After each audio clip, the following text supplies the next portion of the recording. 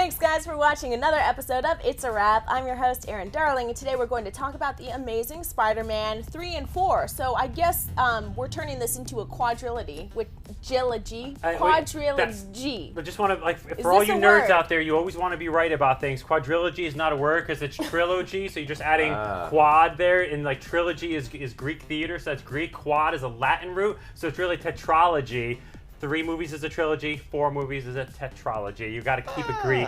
Don't go to Latin. Keep it Greek. I like this. Keep it John Stamos. So where's your soliloquy coming in? Because I really am expecting a long speech from you right now about your thoughts. I had it all prepared, but we only have 5 minutes, so I'll have to pass over to Josh.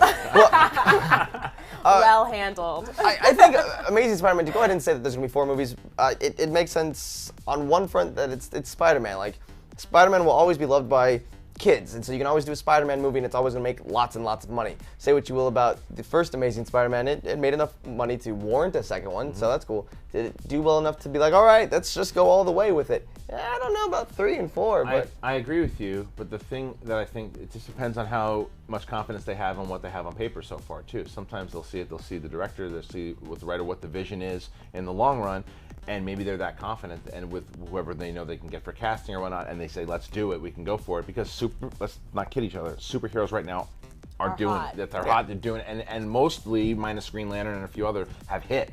And like you said, the first Amazing Spider-Man, say what you want about it, it did well.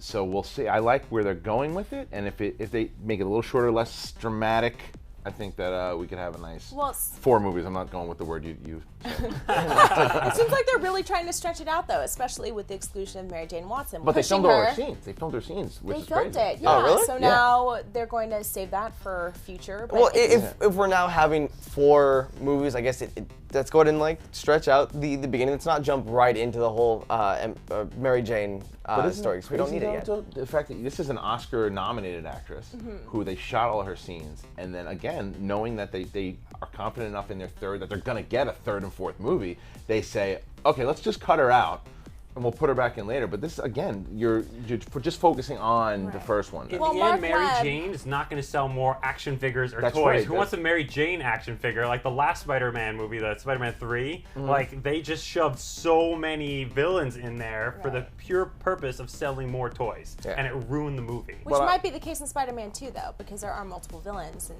we'll see how that plays out. But also, Mark Webb has said that he wanted to streamline this movie and focus more on Gwen Stacy and Peter Parker and their relationship. But streamline, I mean, that to me, that's sounding like it's going to be boring. Well, I think that what they're going to do is they're just going to focus more on this relationship, because not spoiling, anyone who knows what happens in the comics, how the Gwen Stacy and Peter Parker relationship eventually dissolves. Do you want to rush into that, or do you want to get us a little more involved? Who wants to see a Spider-Man movie that is so specifically concentrated on that relationship? Because if you are invested enough, ultimately what happens at the end of that relationship, you might be more taken by. Yeah.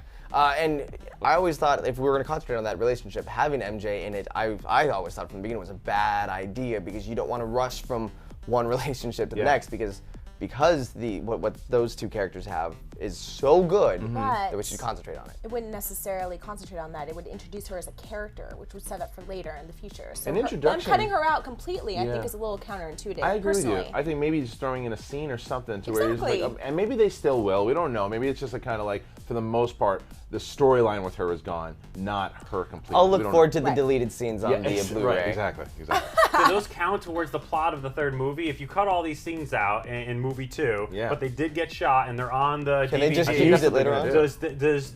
Can you put those in the 3rd movie, or can you base the plot on the 3rd movie on stuff that potentially no one saw if you didn't have the DVD or Blu-ray? Really, I'm going to say they're going to have to reshoot all that.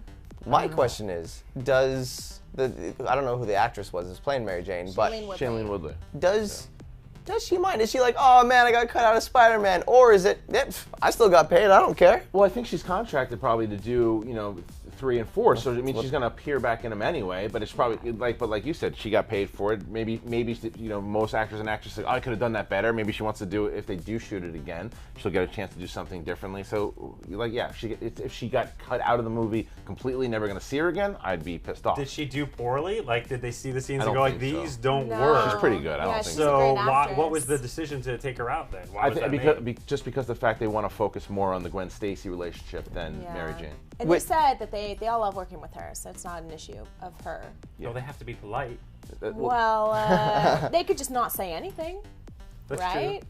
That's true, or be polite. But with Andrew Garfield, I actually really like as Peter Parker and as Spider-Man. I'm looking forward to a third one and a fourth one. Here. So I hope. I agree. So we're going to wrap it up right there. But leave a comment below and tell us what you think about The Amazing Spider-Man 3 and 4, and if quadrilogy is a word. Someone Google that and tell me, okay? I'm going to go with Grandma on this one. Thanks, guys.